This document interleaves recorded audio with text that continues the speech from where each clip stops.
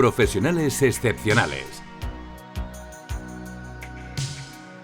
Con Javier Pascual.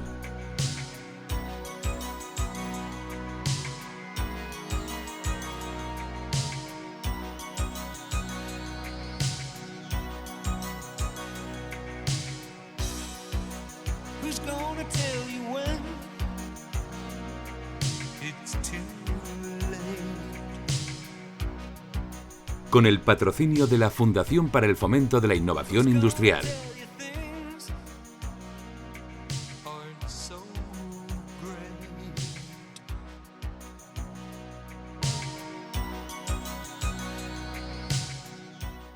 Buenas tardes, amigos de Profesionales Excepcionales.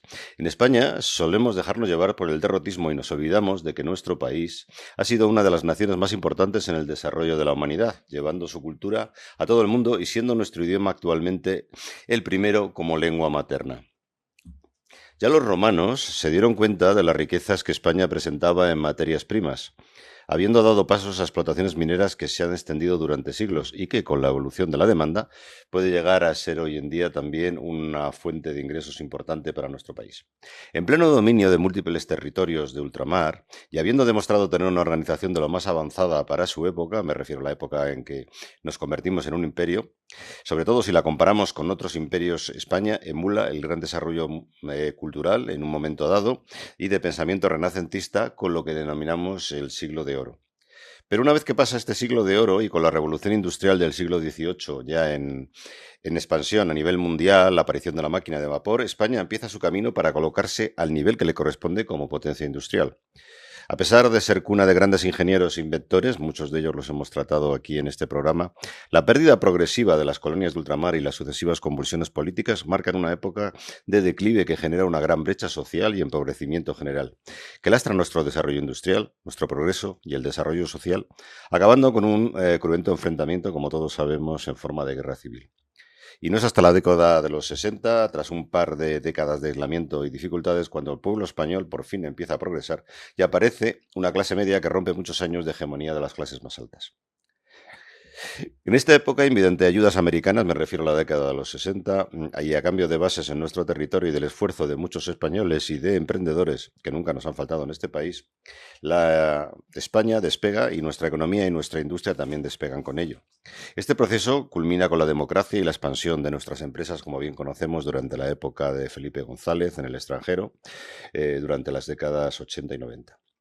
Hoy nuestro país, aunque se nos olvida muchas veces, es una potencia industrial ocupando el puesto 15 del PIB mundial y que muchos ya nos sitúan cerca del 12 por delante de países como Australia, Corea o México. Este análisis me sirve para introducir la labor del doctor que hoy hemos invitado a nuestro programa, que tengo aquí a mi derecha, y que quería hacer también una mención interesante. Los países aprenden de su historia y de ella deben de nutrirse para mejorar y no para caer en los errores pasados. Y nuestro invitado de hoy es experto en patrimonio industrial, sobre los que ha desarrollado varios trabajos de investigación y que además transmite a las nuevas generaciones a través de su labor de enseñanza. Me refiero a Ramón Méndez. Ramón es ayudante doctor de la Universidad de Almería, es licenciado en Historia por la Universidad Complutense de Madrid y doctor en Educación por la UAM. La UAM, que es la Universidad Autónoma de Madrid. Buenas tardes, Javier. Encantado de estar aquí y agradecerte que me hayas invitado. Vale. Te acabo la presentación, si te parece, ¿vale? Tu actividad investigadora se ha enfocado a la educación patrimonial, como hemos dicho, y más en concreto en las relaciones entre la escuela y museos, siendo el patrimonio industrial el principal objeto de tu estudio, ¿no? Tiene además una trayectoria internacional, trabajando en Ecuador 2 años y habiendo realizado estancias en la Universidad de Huelva y en las universidades brasileñas del estado de Sao Paulo y Río de Janeiro. Además, ha colaborado en proyectos centrados en la enseñanza de la memoria histórica, en investigaciones sobre el análisis de las propias prácticas docentes. Y actualmente es miembro del grupo de investigaciones ARCIS y forma parte del proyecto internacional PMF, enfocada a la protección, puesta en valor y reutilización del patrimonio ferroviario del estado de Sao Paulo, Brasil, donde has estado recientemente, ¿no? Un trabajo que ha supuesto la publicación de más de 30 artículos en revistas académicas indexadas y capítulos de libro en editoriales de reconocido prestigio. Actualmente su línea de investigación más activa son las prácticas docentes y la educación en museos. Así que nada, Ramón, bienvenido y encantado de tenerte aquí para hablar de un tema tan interesante como es la industria, el patrimonio industrial español, que yo creo que, como decía antes, es un gran olvidado. A veces nos olvidamos de que España es una potencia industrial. Aparte de tener, bueno, el turismo también es otra gran parte de nuestra industria, ¿no? Así que si te parece, en esta primera parte, Ramón, siempre empezamos la entrevista hablando de vosotros mismos, lo que queréis contar de vuestra experiencia personal, profesional, que yo no haya dicho antes, y detalles que tú creas que puede ser interesantes o inspirar a otras personas. Bueno, pues muchas gracias, Javier. Buenas tardes a los oyentes. Y agradecerte el hecho de que me hayas invitado, el poder tener este espacio para poder hablar de un tema que, bueno, a mí me interesa, ¿no? Que es el uso del patrimonio industrial y, en este caso, el uso del patrimonio industrial desde un punto de vista educativo y, como bien has dicho, un patrimonio industrial que en España abunda y mucho. Es uno de los grandes desconocidos, pero que yo creo que a lo largo de este tiempo que tenemos aquí para conversar podemos ir poniendo algunos ejemplos de cosas que además se hacen bien con el patrimonio industrial y oportunidades que tenemos disponibles para poder empezar a trabajar con esa conciencia histórica, ¿no? que has mencionado en la entrada, ¿no? Cuéntanos un poquito de tu historia. Creo que sí, eso iba con ello, porque yo creo que después de trabajar en una cosa que normalmente la gente no conoce, ¿no? Después de la presentación que me has hecho, creo que tengo que contar más cuestiones personales, ¿no? Porque lo académico lo has explicado bien. Soy licenciado en Historia y luego me he especializado en Educación. Esa especialización tiene... Cuando te especializas en Historia, ¿qué carreras o qué opciones licenciado tienes? en Historia y me especialicé en Historia Contemporánea en concreto. ¿Pero qué opciones tienes? ¿Trabajar en docencia? ¿O claro, hay otras salidas? Te lo digo por la gente que nos escuche y que digan, bueno, a mí me gusta la historia, con esto se gana dinero, ¿se puede vivir? Bueno, sí, se puede vivir. Sí, vamos a dejarlo en que se puede vivir. No es fácil, pero se puede vivir. Hay algunas opciones y cada vez más el mundo se abre cada vez más. Es verdad que hay una necesidad de ser original y de plantear, encontrar espacios, pero a verlos los hay. Yo, el hecho de trabajar en educación y en concreto en educación patrimonial viene porque la enseñanza formal, que era la vía que que has comentado, ¿no? Como que es la opción más reconocida para aquellos que estudiábamos historia, pues dentro de que era la vía que yo contemplaba, yo había desde que soy chaval, desde que soy adolescente y luego mientras estudiaba la carrera, trabajaba en grupos de ocio y tiempo libre. Y la idea de trabajar con educación en museos fue básicamente eso, encontrar un nuevo nicho, un nuevo espacio que no fuera la educación formal. Es decir, cómo yo combino mi experiencia o mi formación, mejor dicho, como historiador y mi experiencia como... Pero lo de la historia, ¿cómo vino? Porque... Yo sé que tu madre no estudia historia. ¿Hay historiadores en tu familia? No, creo que está feo esto que voy a decir ahora y luego me van a regañar en casa, pero creo que soy la oveja negra de la familia. Son todos ingenieros y sanitarios, bien farmacéutica, médicos, psicóloga y bueno, luego mi hermana Irene también, que me ha acompañado en ese camino, ¿no? Pero en general en mi familia son ingenieros, sobre todo ingenieros de caminos, ingeniero informático también. Tengo un primo, sobre todo ingenieros de caminos, también mi padre. Y la rama sanitaria para las mujeres, esa separación de género está clara. Y yo pues decidí hacer historia. Y la verdad es que... ¿Pero cómo te vino esa vocación? ¿Algún profesor que te influyó? Creo que es la clave, ¿no? Casi todos los que decidimos estudiar historia, un comentario que hacemos es: hay una persona en el mundo que me hizo ver la sociedad, el espacio, el medio social, cultural, ¿no? Donde vivimos de una forma diferente, que me hizo repensar quién era yo en el contexto social a los 14, 15 años, ¿no? En la adolescencia. Y aquí, si algún día lo escucha, Joaquín Sánchez, sigo recordando su nombre, un profesor que me marcó claramente sobre qué era lo que yo quería comprender o qué era lo que yo quería explicar, reconocer, ¿no? Decidí hacer historia con 15, 16 años, empecé la carrera, a la vez trabajaba como monitor de tiempo libre y eso, al terminar la carrera fue como encontrar ese espacio. He visto que hay un hueco para trabajar con historia en un contexto de educación no formal, que son los museos, donde están empezando a desarrollar programas educativos y luego sobre eso trabajaré con la idea de diferenciando educativo de divulgativo, ¿no? Y me parecía que podía tener cabida. Hice un máster en la Universidad Autónoma de Educación en Museos y tuve la suerte de poder combinarlo con mi otro gran hobby, mi otra gran afición, mi otra gran pasión. Creo que la pasión mayor de toda mi vida ha sido los trenes. Así que tuve la oportunidad de poder trabajar... Hombre, algo de ingeniero te va de la familia. Sí. Y tengo por ahí mi director de tesis que siempre comenta, y dices que tienes una mentalidad... Serás historiador, pero la mentalidad es de ingeniero total y absoluta. Y bueno, pues...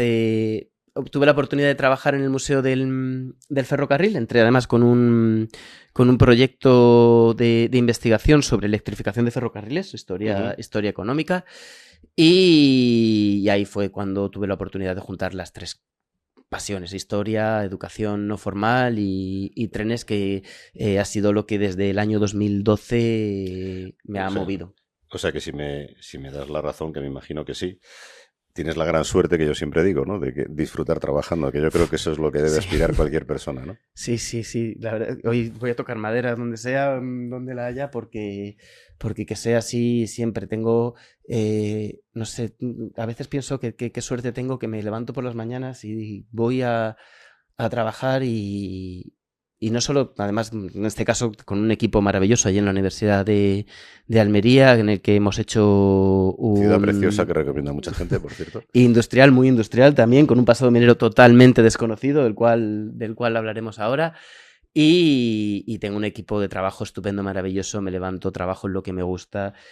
Creo que el único problema es que no soy capaz de separar mi vida del trabajo, y eso también en casa me lo achacan. Dice, es que no dejas de ser profesor nunca.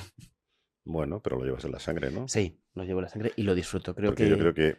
Te voy a lanzar una pregunta, perdón que te he interrumpido, pero la contestas dentro del contexto de entrevista que tenemos preparado, pero yo creo que hay un tema que a mí sí que me interesa que lo comentes, ¿no? Y es cómo la historia y la gente que estudiáis historia, que aparte de dar eso que nos ha pasado a todos en el colegio, que nos deis lecciones y nos ayudéis de la historia y luego nos cueste aprobarla, cómo la historia cambia la sociedad y cómo se puede aprender de la historia. Claro. Y cómo se puede aprender del patrimonio, por ejemplo, industrial que tiene un país, y eso que se dice, ¿no? Que de nuestra historia siempre aprendemos y nos debe de enseñar a no cometer los mismos errores. Lo dejo ahí para que durante la charla, o si quieres ahora, cuando tú quieras, vamos a trabajarlo, vayas trabajándolo, porque creo que la es... labor de un historiador es importante, aparte de enseñarnos historia, que bueno, ya redunda en algo que es importante en la gente, ¿no? Que es tener un nivel cultural más alto, que ojalá mejore en este país. Creo que a lo largo de la entrevista lo iremos desarrollando, adelantando un poco la idea. El conocimiento del pasado, el hecho de tener la capacidad de reconocer el pasado en el presente, nos permite decidir sobre nuestro futuro. Y esta yo creo que es la clave fundamental, ¿no? Incluso sin negar esa idea de no repetir los errores del pasado, yo la quiero ver siempre en positivo. No es solo no repetir los errores del pasado, porque eso nos llevaría a pensar que el tiempo es cíclico, ¿no?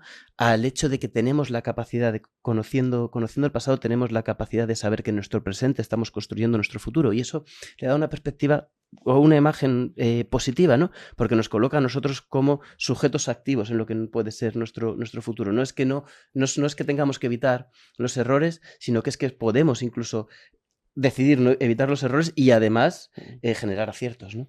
Sí, y construir sobre lo realizado ya, no pensar que todo lo pasado va a ser peor y que todo lo nuevo tiene que ser necesariamente mejor, ¿verdad? Sí, señor. Que yo creo que se vende hoy en día bastante esta idea, ¿no? Es un discurso recurrente, no solo en el presente, es un discurso recurrente en casi todas las sociedades a lo largo del tiempo. Ser conscientes de que ese discurso con esa línea o ese sinónimo entre el pasado vinculado a desarrollo, progreso y evolución del pasado hacia el presente es un leitmotiv, ¿no? Se repite, ¿no? A lo largo del tiempo. Te voy a lanzar otra idea.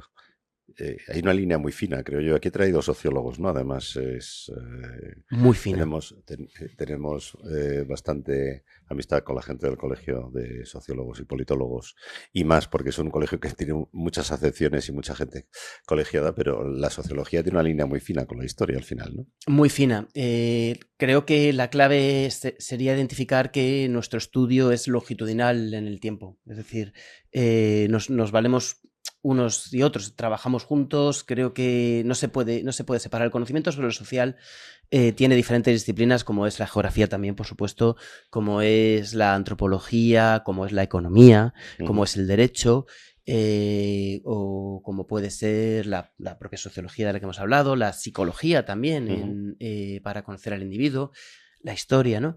Creo que la clave, todas ellas son las ciencias sociales, y creo que la clave está en marcar que la historia, el campo al que se en el que se especializa es a lo largo del tiempo. Te voy a hacer una pregunta ya, la última, y te dejo con tu exposición, que sé que la tienes preparada, te estoy interrumpiendo.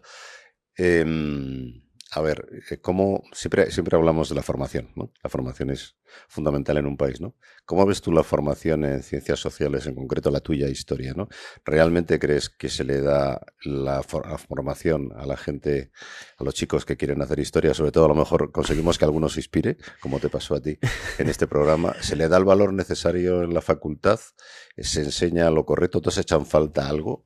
¿Crees que deberían de conseguirse que la sociedad reconozca más y se utilice más lo que hemos dicho antes, ¿no? La historia como valor cultural de un país y sobre todo como fuente de inspiración para el desarrollo futuro?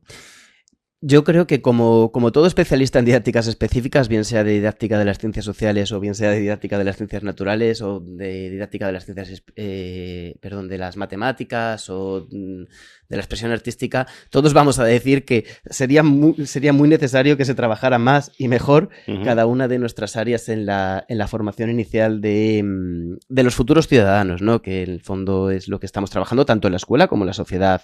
No nos olvidemos que los ciudadanos no los educamos solo en la escuela, sino los educamos también en casa, o cuando el niño de 9 años toma la primera responsabilidad, que es ir a comprar el pan después del colegio, y tiene que responsabilizarse de que llevar el pan a casa todos los días y de contar las vueltas, ¿no? Eso también es un acto formativo, ¿no? Todos los especialistas en didácticas específicas estoy convencido que dirían que su disciplina debería trabajarse más y mejor en las escuelas. Lo que nosotros sí estamos trabajando, sí identificamos como un posible campo de mejora en el área de la didáctica de las ciencias sociales, es hacia un cambio de forma de entender las propias ciencias sociales desde el contexto escolar. Trabajamos las ciencias sociales habitualmente en nuestros contextos escolares con relatos o discursos que tienen un perfil cerrado, son un perfil en el que no nos permiten identificar cuál es la parte de disciplina, cuál es la parte de ciencia que hay detrás, ¿no? Hoy hablamos de la escuela debería trabajar no la historia o el relato histórico, como lo identificamos, sino el pensamiento histórico, el pensamiento geográfico, el pensamiento artístico, ¿no? Y este quizás sea el punto clave en el que nosotros luchamos o trabajamos, ¿no? Los sajones yo creo que lo hacen en ese sentido mejor, ¿verdad? Los sajones trabajan mucho mejor que nosotros. La idea del pensamiento histórico la tienen clara. De hecho, el libro de referencia de pensamiento histórico, el de Seixas y Morton, el de Big Six, es una referencia a ese planteamiento de construcción del pensamiento histórico desde trabajar con casos reales. Trabajan mucho una estrategia educativa que llaman problemas sociales relevantes, y es introducir en el aula conflictos sociales e identificar cuáles son las causas históricas de esos conflictos sociales, ¿no? Cómo es el pensamiento de las personas cuando se originan esos conflictos, esa empatía histórica, esa perspectiva histórica, ¿no? Ver en los relatos de la escuela que hechos y elementos del pasado se reconocen y cuáles no, Identificar lo que llamamos, que Seixas y Morton llaman el significado histórico, cuáles son los hechos que decidimos, ¿no? De la cronología que estamos exponiendo, al final, qué es lo que decimos. Hacemos mucho un ejemplo muy habitual, ¿no? En nuestras conversaciones, ¿no? Es esto va a ser histórico, ¿no? Esta idea de esto va a ser histórico. Esta conversación entre tú y yo, Javier, hoy es historia también. Seguramente no va a salir en los libros de historia, pero es historia. Es decir, no va a salir en los libros de historia, pero el hecho de que no salga en los libros de historia no quiere decir que no esté formando quiénes somos, que no esté haciendo que una persona que nos esté escuchando esté de repente cambiando una idea o reafirmándose en la idea que tenía, ¿no? Es importante que sepamos que en el presente construimos, decidimos sobre el futuro y a la vez hacemos historia, ¿no? Siempre hacemos historia. Y otra cosa que estarás de acuerdo, me gusta mucho, Estados Unidos lo ha hecho mucho porque es la cuna del cine, pero también los ingleses, sajones, y es deleitar a los ciudadanos con historias en profundidad de sus grandes hombres. Y yo creo que aquí en España, teniendo tantos grandes hombres como hemos tenido, tantos grandes hombres desde el camino a las ciencias, la ingeniería, etcétera, si te fijas, en comparación, hay muchísima menos filmografía, hay muchísima menos libros, sobre todo de análisis, ¿no? Yo creo que no nos basamos tanto en esas realizaciones de esos grandes hombres como de otros países que le dan muchísima mayor difusión, ¿no? ¿Estás de acuerdo? Sí, estoy de acuerdo con la idea de que en en España, en Europa también creo, no solo creo que es un caso español, figuras como pudiera ser, figuras masculinas como pudiera ser Magallanes. Bueno, Magallanes es portugués en realidad, de origen, pero bueno, Juan Sebastián Elcano sí que es al final es la misma aventura, ¿no? También figuras femeninas, ¿no? Como Isabel Zendala, la que prácticamente era una figura desconocida hasta la pandemia, ¿no? Podemos nombrar la película de 22 almas, ¿no? Y quizá no muchos de los oyentes la conozcan, ¿no? Que es la historia, bueno, no solo la historia de Isabel Zendala, es la historia de la Operación Balmis, ¿no? Otra de esas figuras importantes en el siglo XVIII, ¿no? Sí, en el siglo XVIII, sí, me he quedado así, digo, sí, siglo XVIII. Y no solo las grandes figuras, evidentemente no tenemos la industria cinematográfica, dado que vamos a hablar de la industria cinematográfica que tiene Estados Unidos, pero sí que tenemos un pasado que creo que podemos ensalzar en algún momento y no solo ensalzar, sino utilizar para comprendernos. Y inspiración también. ¿Inspiración? ¿En qué sentido? Inspirar a otros. Bueno, yo creo que el tema es que el pasado nos tiene que ayudar a entender cómo se toman las decisiones y saber cómo... Si la idea de inspirar, yo la colocaría ahí, ¿no? Es cómo se toman las decisiones en el pasado y... si eso nos puede inspirar, ¿no?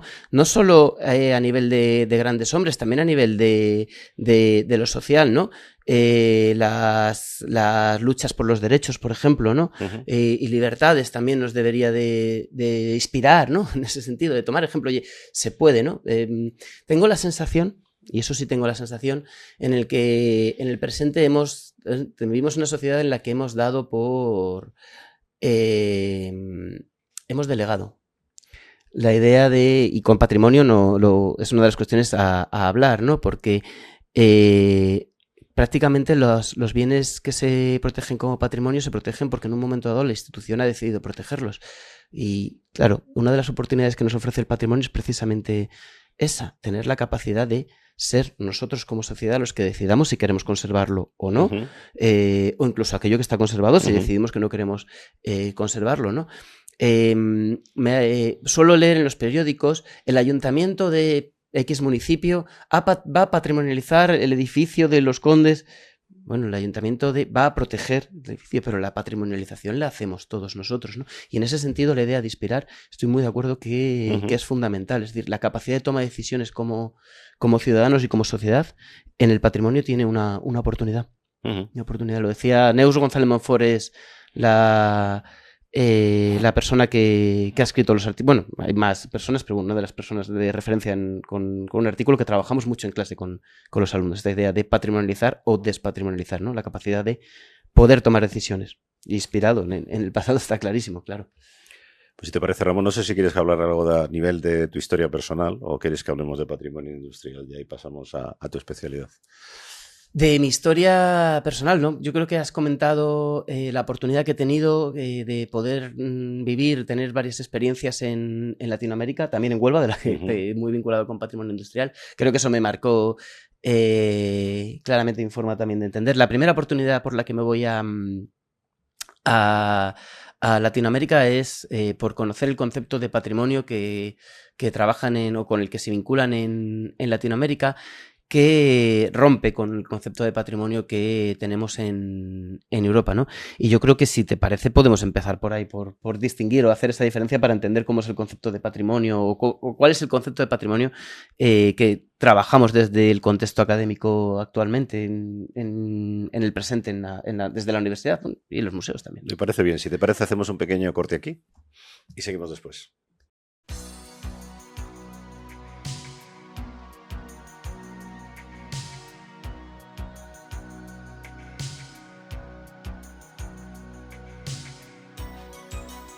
De la vanguardia tecnológica a tus oídos. Profesionales excepcionales. Iluminando el hoy y acercando el mañana.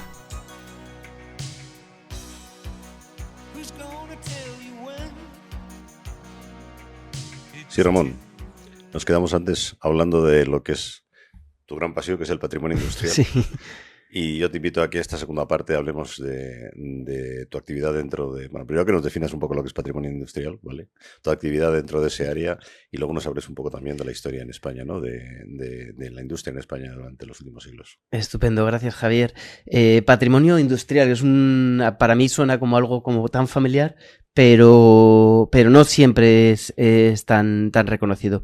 Creo que lo primero y fundamental es señalar qué significa o cómo entendemos hoy el patrimonio, porque es un concepto, es una construcción social, el patrimonio. Por tanto, no tiene una definición fija, o es una definición que va construyéndose en función de cómo nuestras sociedades vayan pensando, ¿no? Desde la construcción de los patrimonios nacionales que se hizo en el siglo XIX a raíz de la construcción de los estados liberales, de los estados-nación, a un conjunto mucho más amplio que tenemos actualmente desde la segunda mitad del siglo XX, donde hoy consideramos patrimonio de la humanidad la dieta mediterránea. Así que, claro, ha cambiado radicalmente, ¿no? ese concepto de patrimonio, ¿no? Y en ese cambio, en esa apertura, es donde tiene cabida la entrada del patrimonio industrial a partir de la destrucción de las actividades o de los bienes industriales, especialmente, claro, ¿dónde va a ser? En donde mejor se identifican con ese patrimonio, con esa actividad industrial, en Inglaterra. Son los primeros países donde se van a dar los primeros procesos de protección, los primeros procesos sociales de protección del patrimonio. En concreto, identificamos la protección del pórtico, que de hecho no era un pórtico industrial, sino que era un pórtico neoclásico, de la estación de Euston en Londres, como el primer movimiento social en defensa de un bien de patrimonio industrial. ¿Qué le pasa o cómo podemos definir ese patrimonio industrial? Bueno, yo creo que un poco he señalado ya que tiene que ver con elementos identitarios, tiene que ver con aquello que nosotros consideramos que debe ser conservado, y en concreto el patrimonio industrial es aquello que nosotros debemos de conservar con la actividad industrial. Y esto ya plantea algún problema o algún debate en el contexto académico, porque ¿qué es industrial? Claro, nos referimos a actividad industrial y estamos pensando en la máquina de vapor, el desarrollo industrial, la revolución industrial, claro, ¿no? Pero también a la industria lítica le llamamos industria lítica, y estamos hablando del paleolítico cuando hablamos del modo 1 o del modo 2 o del modo 3, ¿no? Podemos considerar actividades industriales, la industria lanera de la transhumancia y la mesta en el siglo XV, XVI y XVII en Castilla, ¿no? Seguro que todos hemos oído hablar de las cañadas reales, ¿no? Y la estructura del Estado para favorecer que esa actividad industrial o agropecuaria industrial, ¿no?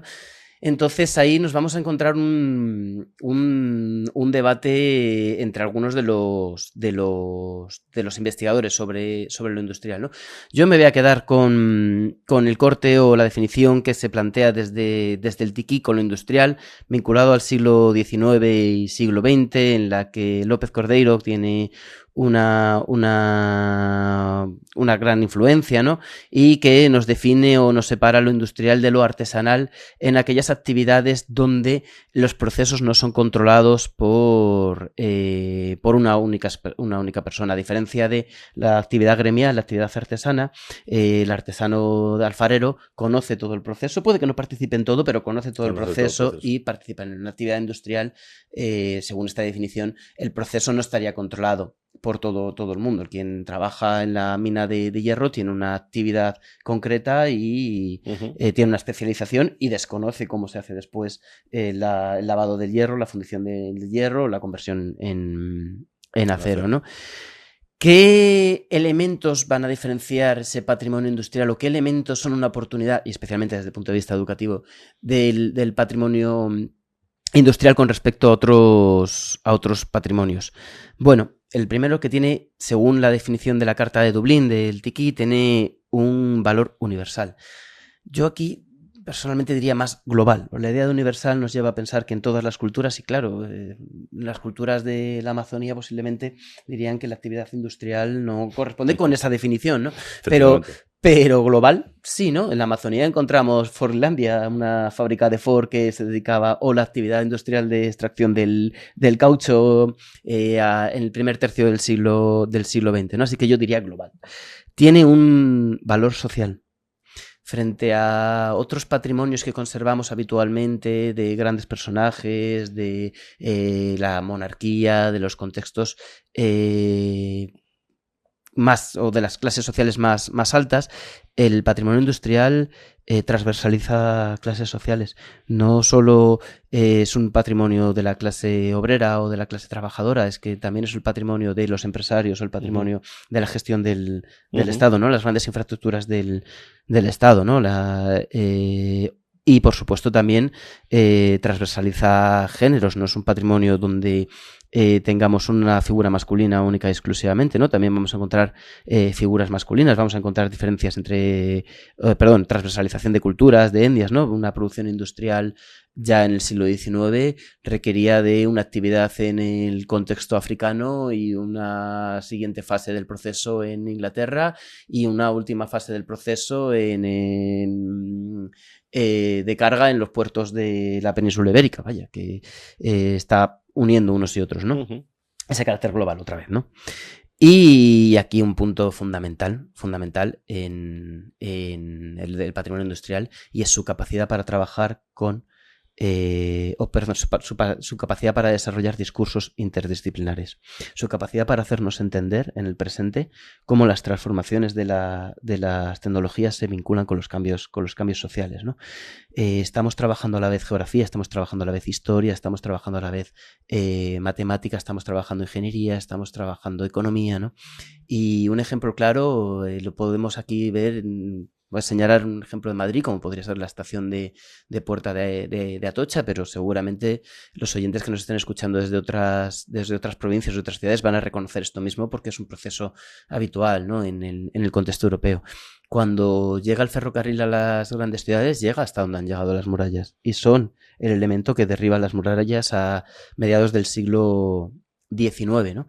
Lo industrial es especialmente funcional, y como funcional que es, sus estaciones o sus edificios de viajeros, que no diferenciamos de las estaciones, van a ser monumentales, porque su función es vender la imagen de la empresa. Así que la estación de Puerta de Atocha, la segunda estación de Puerta de Atocha, cuando se construye después de haber derribado la propia Puerta de Atocha, de ahí su nombre, donde llegaba la muralla. Antonio Palacio Lizague, cuando la construye con un sistema totalmente novedoso que le permite construir en 2-3 años una estructura que 150 años o 50 años antes, mejor dicho, hubiera costado cerca de 250 años, ¿no? Ya en los años 70 se hablaba de las estaciones como la catedral de la industria, ¿no? Claro, es un elemento que todos identificamos muy, muy rápidamente porque tiene ese valor monumental y como patrimonio es fácil de reconocer porque tiene ese valor artístico, porque es funcional, porque su función es vender la imagen de la empresa, ¿no? Y yo cuando estoy trabajando esa estación, estoy trabajando historia, el derribo de la muralla, ¿no? Estoy trabajando geografía, la construcción, el primer planeamiento urbanístico. A partir de la estación de Atocha podemos ver la cuadrícula del ensanche del barrio de Salamanca o del barrio de Arganzuela, ¿no? Estoy trabajando ingeniería, estoy hablando del sistema Dillon que permite que las cargas de la cúpula o del techo, mejor dicho, se vayan desplazando o se vayan repartiendo a través de las columnas y haciendo que los muros no sean funcionales, con lo cual me permite cambiar rápidamente la estructura si la necesito cambiar, ¿no? Y construirla más rápidamente. Estoy trabajando economía porque estoy hablando de los procesos de arrastre, pero también de impulso del sector maderero que llegaba a través del Tajo para construir las viviendas, de los trabajadores que venían a trabajar en ese desarrollo industrial, que como venían a trabajar necesitaban el ferrocarril y como necesitaban el ferrocarril necesitaban más trabajadores que venían a trabajar en la industria, ¿no? Es una cadena de impulso donde los historiadores económicos como Francisco Comín o como Jordi Nadal o como Miguel Muñoz o Domingo Cuéllar, Pérez de Perceval también en el tema de la minería, ¿no? Han trabajado muchísimo y son mucho más expertos, ¿no? Y por otro lado, un cuarto valor específico, y es que el patrimonio industrial es memoria viva. El patrimonio industrial nos permite trabajar con la historia oral. No podemos trabajar y preguntar a aquellos que no sabemos cómo se usaba, qué pensábamos sobre la Dama de Elche. Podemos hacer especulaciones sobre su uso, podemos plantear a debate qué podría... Pero no sabemos quién usó la Dama de Elche. La encontramos 2000 años después de que fuera enterrada y hoy... lo que sabemos es interpretación, ¿no? Y sin embargo con el patrimonio industrial no. Con el patrimonio industrial tenemos un patrimonio vivo. Ahora bien, tenemos varios problemas con nuestro patrimonio industrial. Bueno, nosotros no, tenemos problemas con el patrimonio industrial a nivel global porque como es un patrimonio global, pues se repiten. El primero es que ocupa grandes espacios en las áreas urbanas. Y además no solo en las áreas urbanas, sino... Pero hay que mantenerlo. Pero ocupa un gran espacio en las áreas urbanas, en el centro de las ciudades. Claro, cuando las ciudades van llega el ferrocarril, se planta en medio de la ciudad, pero claro, las ciudades van desarrollándose y van creciendo y van ocupando esos espacios. En Madrid acabamos de ver... Bueno, hemos sufrido varios cambios, pero el último en concreto ha sido la desaparición de todo el parque que hubo industrial en la avenida en Méndez Álvaro, donde se han construido todas las viviendas nuevas que están colocadas en torno a la avenida Méndez Álvaro. Ahí había un almacén como era Gisa, ¿no? Por ejemplo, aquellos letreros en azulejo, no sé si seguro que muchos de los oyentes lo recordarán. Y luego hay otros que conseguimos conservarlos, ¿no? Como junto a esta zona que estamos hablando, por cierto que también estaba allí la Estándar. Tenemos la fábrica de cervezas El Águila, que sí que se ha conservado y ahora es el archivo regional, ¿no? Entonces, bueno, al final el propio cargadero de mineral de la ciudad de Almería, del cual hablaré seguramente a lo largo de la entrevista, es uno de estos casos, ¿no? En el centro de la ciudad, ocupando un espacio, ¿no? A veces hay que pensar en si lo conservamos o no lo conservamos. Grandes espacios, áreas urbanas, o darles otro uso. Eso es una de las cuestiones que se ha planteado, ¿no? ¿Qué funcionalidad le puedes dar? Por otro lado, tenemos un problema con el patrimonio industrial importante, y es que al tratarse de un patrimonio vinculado con la ingeniería, vinculado con la técnica, muchas veces lo tratamos casi desde un punto de vista formal, y nos olvidamos que las sociedades están vinculadas en esos museos. Es muy habitual en los museos de ferrocarril encontrarnos museos donde la locomotora es el único protagonista. Bueno, la locomotora es un gran protagonista, está claro, pero la locomotora no funciona sola. Renfe llegó a tener hasta 200.000 empleados. Era la mayor empresa del régimen franquista, ¿no? Y esas personas son relevantes. Los viajes. Vamos a visitar los museos de ferrocarril con los niños y tenemos una oportunidad como trabajar los viajes. es una experiencia que todos vivimos, una experiencia curricular, es un contenido curricular, ¿no? Trabajar el viaje, la despedida, lo que implica la maleta, la organización, el ir a un sitio a otro, qué experiencias nuevas nos vamos a encontrar, ¿no? Las expectativas, los sueños, las ilusiones, los lloros. Y sin embargo nos encontramos muchos museos de patrimonio industrial donde esa experiencia, la experiencia de las personas, no está, ¿no? Y por otro, y yo creo que ya lo he señalado, ya los oyentes lo habrán intuido, no siempre el patrimonio industrial es valorizado porque no cumple con los valores de antigüedad y valores estéticos con los que habitualmente en la sociedad europea vinculamos el patrimonio industrial, ¿no? Y a veces pasa que no lo reconocemos. Aquellos edificios, por ejemplo, como hablábamos antes, la fábrica de cerveza del Águila, donde vemos ese valor artístico, se conservan mucho más fácilmente que otros bienes que a lo mejor tienen un valor social elevado y que no se han conservado, como puede ser el caso del Toblerone en la ciudad de Almería, por volver otra vez a la ciudad en la que trabajo y resido, ¿no? Si te parece, nos quedan unos minutos para acabar. Pasamos a hablar de lo que es el patrimonio en España en los últimos siglos. Bueno, el patrimonio industrial minero, el patrimonio industrial español es riquísimo, riquísimo, riquísimo, versátil, riquísimo. Estamos sobre una región que tiene una actividad minera industrial con más de 5.000 años. Incluso en algunas zonas podemos decir que yo he llegado a leer, no sé si es la única en el mundo, pero desde luego sí que esto es real. En la zona de Huelva tenemos una actividad sin solución de continuidad, es decir, sin haberse parado desde hace casi 5.000, 6.000 años de actividad minera de cobre. Hoy en día se sigue explotando y lo explotaban los fenicios en la conocida como Tartesos, ¿no? Hará unos 5.000, 6.000 años, ¿no? En la propia ciudad en la que yo resido, Almería, que nadie identifica como ciudad industrial, tenemos un poblado como Los Millares, que es el mayor poblado o la mayor población, el mayor poblamiento estable en el 3500 antes de Cristo, es decir, hace unos 5.000 años, del Mediterráneo occidental, todo en relación a la explotación del cobre, del hierro y del plomo de la región, ¿no? Es una región en la que se ha seguido explotando, aunque los metales se han parado de explotar en algún momento dado, se ha seguido explotando en las minas de Macael el mármol sin parar, ¿no? Así que sin solución de continuidad prácticamente, ¿no? Una actividad voy a ir a la que ya consideramos más industrial, me voy a ir al siglo XIX y siglo XX. Tenemos los recursos de las minas de wolframio, los recursos, antes has hablado de el pacto con la ayuda americana a cambio de las bases y a cambio de la explotación de las minas de Almadén. Un museo que les recomiendo a todos los oyentes que visiten, porque van a conocer una experiencia. Eso es Ciudad Real, ¿no? Es Ciudad Real, en las minas de Almadén. Las minas de Almadén son las mayores minas de mercurio del mundo.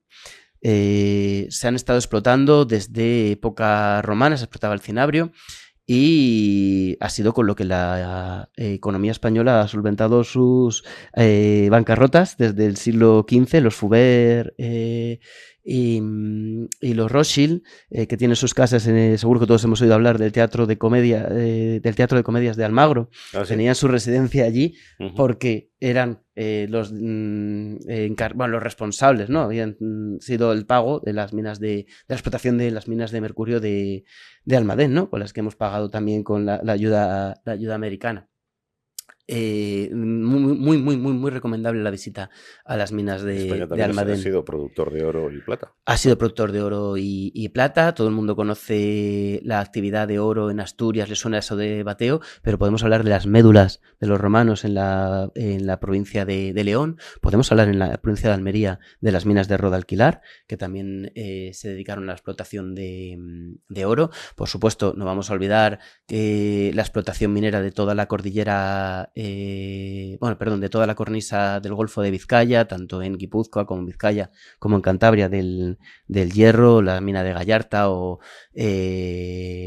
las minas de hierro de Solares. Tenemos que hablar de la explotación del wolframio, también, mineral muy interesante. Clave durante la Segunda Guerra Mundial. Eso es. Tenemos que hablar de una actividad minera continua y luego, por supuesto, a partir de la segunda mitad del siglo XX, de una actividad industrial importante con las grandes empresas industriales de energía, siderúrgica, Sidesa, bueno, en fin.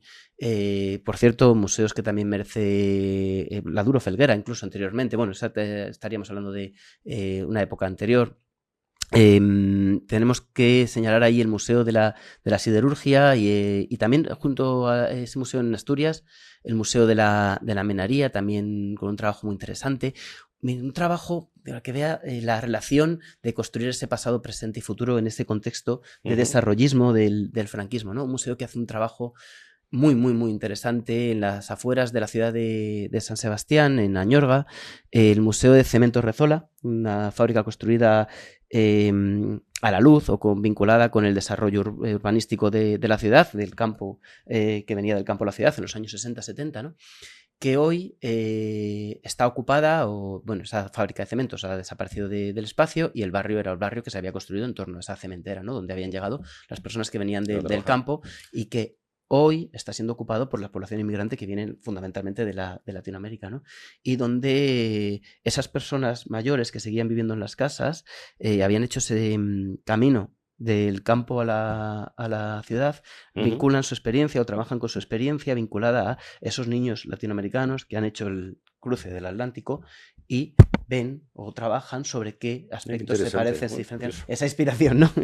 Proyecto interesantísimo, ¿no? Cómo el pasado puede inspirarnos en nuestro presente para construir nuestro futuro. Por supuesto, hablar de la red de museos de ciencia y tecnología de Cataluña y luego yo señalar lo que para mí es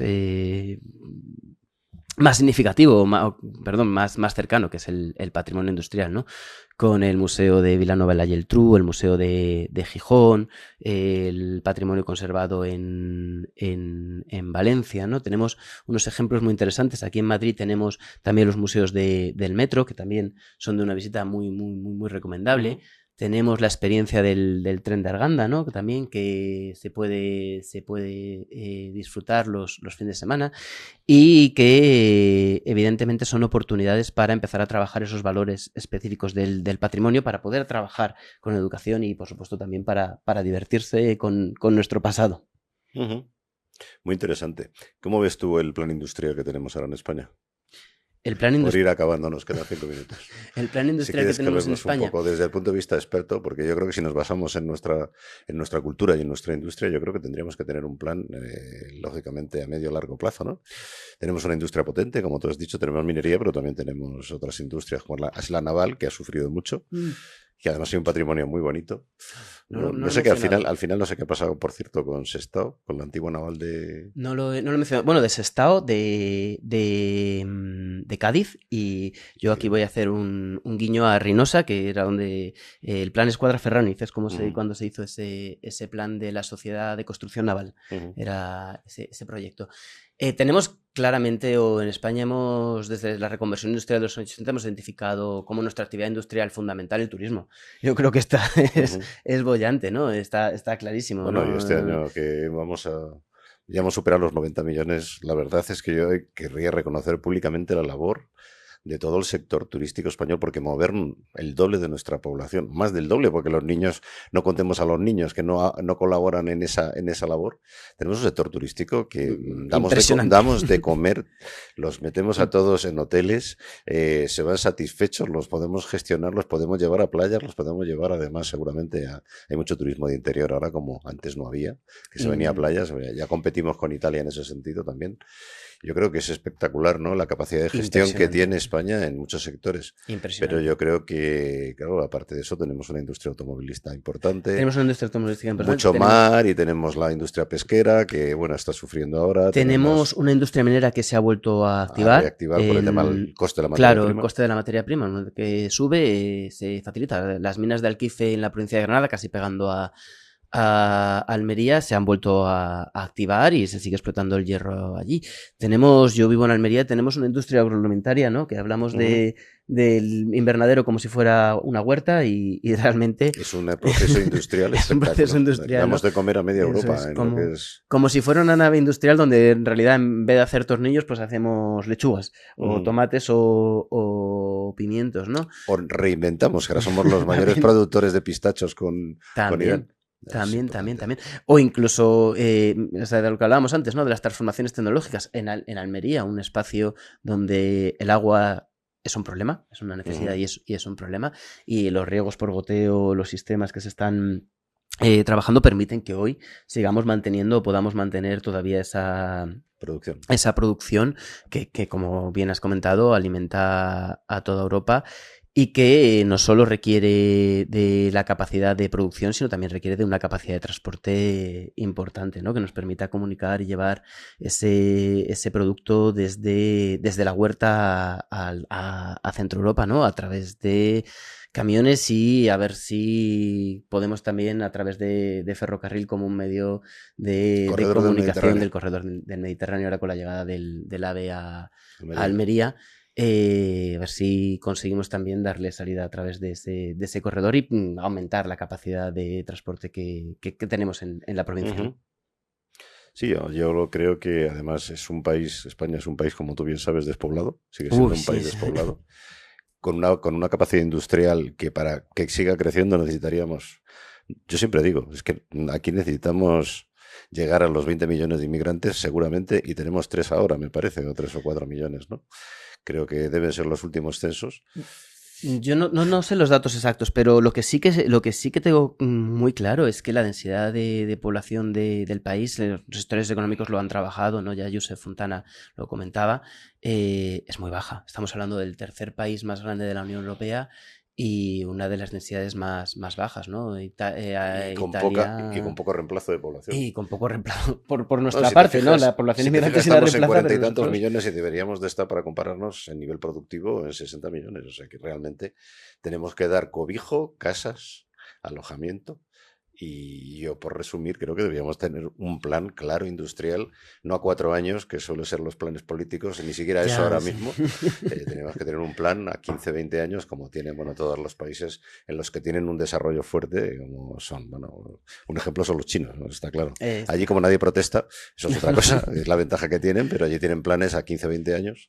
Y yo creo que aquí en España, si queremos tener el nivel productivo y el desarrollo a nivel industrial que queremos, o que deberíamos de tener, porque creo que es una obligación de todos los españoles, deberíamos de ponernos a trabajar en ello, y esto es un llamamiento a los que están ahí en el poder, que se pongan de acuerdo, ¿verdad? Para que tengamos ese plan que nos está haciendo falta. Para ese plan te dejo ir concluyendo. Y orgullosos de nuestra actividad industrial, de nuestro pasado industrial, que a veces parece que como es negro y con carbón lo queremos olvidar, incluso esconder, ¿no? Y tenemos un pasado industrial del que yo creo que podemos sentirnos orgullosos, podemos rescatarlo y sobre todo podemos aprovecharlo, porque educativamente es una oportunidad única para trabajar de manera interdisciplinar, para trabajar con los contextos globales. Hablamos de la globalización y nos creemos que es un proceso nuevo, ¿no? Y en Los Millares ya encontrábamos huevos de avestruz de hace 5.000 años, ¿no? De esa actividad económica vinculada a esa actividad minera de los metales, ¿no? Aprovechemos la oportunidad que tenemos con nuestros bienes patrimoniales, y yo aquí tiro barro para casa con nuestro patrimonio industrial, ¿no? Que está a lo largo de toda la península y realmente merece la pena que no lo terminemos de perder ahora que todavía es memoria viva. Pues Ramón, muchas gracias por haber venido. Yo la verdad es que te animo a que sigas trabajando con esa ilusión con la que trabajas, y necesitamos mucha gente joven como tú. Seguramente los que somos más mayores ya estamos más manidos, pero gente joven como tú que tiene ideas de futuro y que creo que puede aportar mucho a la hora de lograr esos planes de futuro, ¿no? Con ilusión que el país necesita para seguir estando en el nivel que está en un buen nivel, pero que España podría estar en un nivel impresionante, por lo que decimos, porque está casi sin explotar. O sea, tenemos todavía esa posibilidad de población, de inmigración que necesitamos, como el comer, que ya sabemos que no podemos construir casas porque tampoco va a haber gente para construirlas dentro de poco, no tenemos mecánicos para seguir con la industria del automóvil, no podemos, necesitamos un plan a medio y largo plazo importante para atender a toda esa población, a todo ese sistema productivo y seguir manteniendo el nivel de desarrollo que tenemos y a nivel social y de cobertura social que tenemos y médica que tenemos ahora en este país. O sea que hay que estar orgullosos, pero cautos de lo que viene en el futuro y os toca a los jóvenes. Tú en tu labor educativa, pero seguro que podéis hacer mucho a nivel universitario, pero también a nivel social. Sí. Bueno, yo al final también estoy formando profesores, ¿no? Es la idea, ¿no? Esa carrera de transmisión, ¿no? Y darte las gracias a ti por abrir también el espacio también a la universidad, ¿no? A veces tenemos la sensación, incluso desde la universidad, o no sé, también desde fuera, imagino que también, ¿no?